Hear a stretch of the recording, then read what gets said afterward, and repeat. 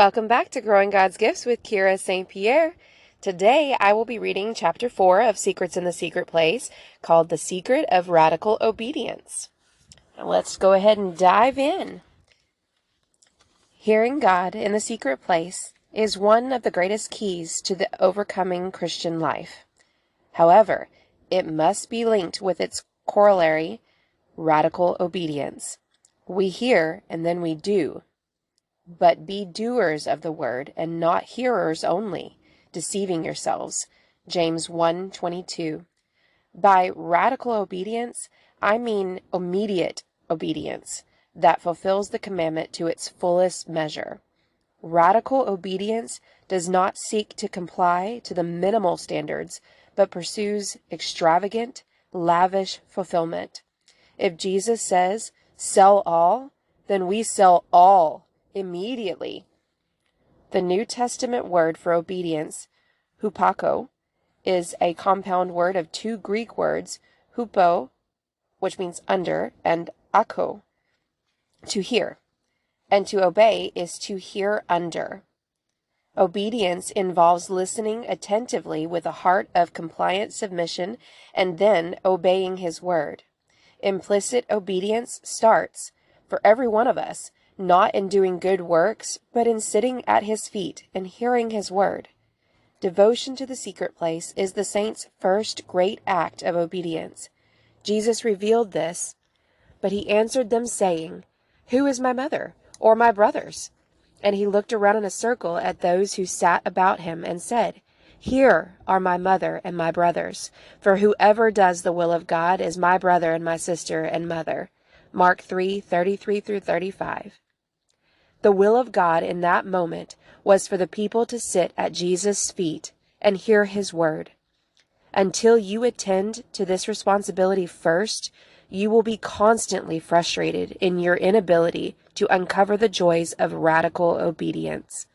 Works of service gain their spiritual energy from the furnace of a fiery love relationship at Jesus' feet. The true fulfillment of serving Jesus is discovered when we get first things first. First, we sit and listen, and then we go and do. My friend Steve Peglow once told me he thought some people were common law Christians. By that, he meant they want the benefits of living with Jesus without making the commitment. But even as the full joy of living together is found only within the context of the commitment of marriage, so too the joy of following Jesus is found only in abandoning oneself to every word that proceeds from His mouth. Some people put their best energies into creative thinking. However, God has a way of negating the plans of men. The Lord brings the counsel of the nations to nothing. He makes the plans of the people of no effect. The counsel of the Lord stands forever. Psalm 33:10-11. Instead of focusing on being creative, focus on being obedient. Give your best energies to waiting on God in His presence, listening for His voice, and then moving out in action only when He has spoken. There is no sense in coming up with your own ideas when it's only God's counsel that will stand. I'm saying it several different ways. The key is in hearing and obeying. Oh, what joy to hear His word and do it. The benefits are profound. I will mention only a few among many. Obedience unlocks eternally abundant life. Jesus said, "And I know that His command is everlasting life." John 12:50. Coming from the master of understatement, these simple words contain far more impact than a cursory reading would reveal. Take that statement to your place of meditation and let Him awaken you to the life-giving power of extravagant adherence to His command. The life that resides in Him flows into you when you obey. Obedience incurs the gaze of God.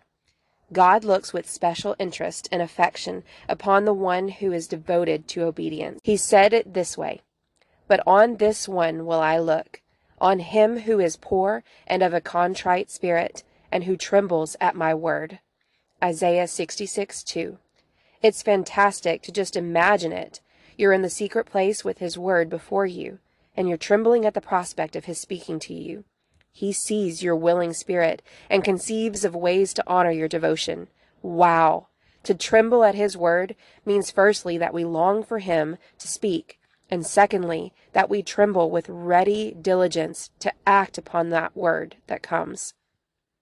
When we tremble for his word with this kind of keen anticipation, he fastens his gaze upon us in order to do good on our behalf. Obedience produces greater intimacy. In my opinion, one of the most powerful statements Jesus made on earth is right here. He who has my commandments and keeps them, it is he who loves me. And he who loves me will be loved by my Father, and I will love him and manifest myself to him. John 14:21. Jesus said, obedience is the proof of love, and love brings us into incredible intimacy with the Father.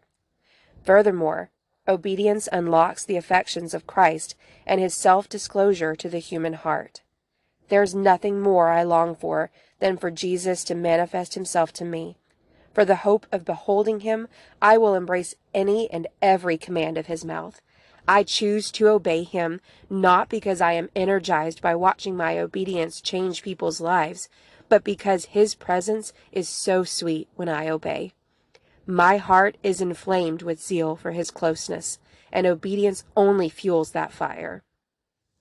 Obedience builds unshakable foundations. Therefore, whoever hears these sayings of mine and does them, I will liken him to a wise man who built his house on the rock. And the rain descended, the floods came, and the winds blew and beat on that house, and it did not fall, for it was founded on the rock. But everyone who hears these sayings of mine and does not do them will be like a foolish man who built his house on the sand. And the rain descended, the floods came, and the winds blew and beat on that house, and it fell. And great was its fall. Matthew 7:24-27. You will notice that the storm comes both to those who do Jesus' sayings and those who don't do them. No one is exempt. Storms are most certainly headed your way. The only question is, will you survive? Will your foundations be strong enough to sustain the winds and floods? Those who walk in radical obedience have made themselves ready for the storm, and they will overcome.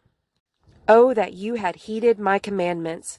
Then your peace would have been like a river, and your righteousness like waves of the sea. Isaiah 48:18. The greater the winds that assault the obedient, the more his righteousness rises up like mighty breakers crashing on the shore in majestic thunderings of fragrance to God. Of course, there are many other benefits of obedience beyond those four just cited, but I'm trying to keep our chapters in this book short. Consider just two other brief thoughts yet regarding obedience. The first comes to us through Mary, the mother of Jesus. Mary gave us one of the greatest summations of obedience. What he says to you, do it. John 2:5. True servants are found sitting at Jesus' feet. Where I am, there my servant will be also. John 12:26. Then, when he speaks, they just do it. Servants don't try to give the master a better idea.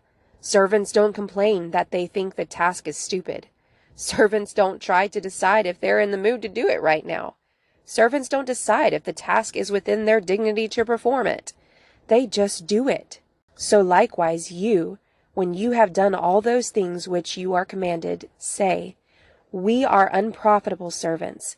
We have done what was our duty to do. Luke 17:10. The closer you get to God, the more obedient you must be. Some choose the level of obedience whereby they endeavor to avoid sin and choose righteousness. That was the level where the children of Israel, who knew God's acts, lived. Moses, however, knew God's ways. So Moses' level of obedience was of necessity much higher.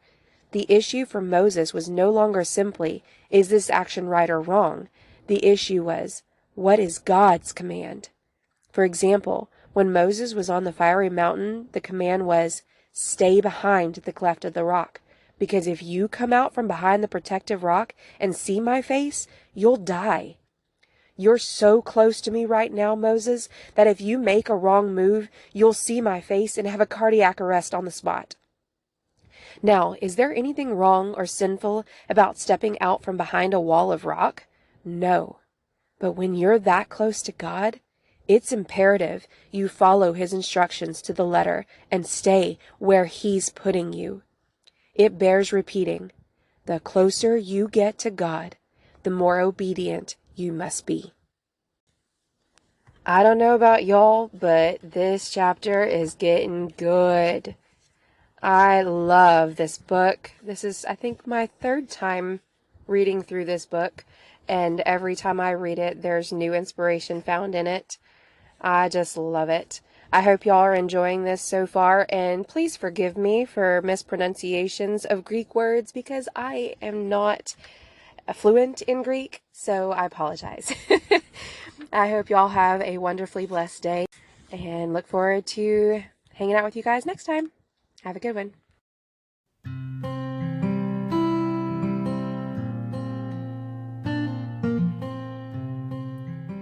Thank y'all so much for listening, and I hope y'all enjoyed this episode. If you do want to hear more, I do encourage you to subscribe to Growing God's Gifts so you don't miss the next chapter. We will be reading chapter 5, The Secret of Rapid Repentance. That ought to be good and kind of that ouch factor. So thank you again for listening, and I hope you have a wonderfully blessed day.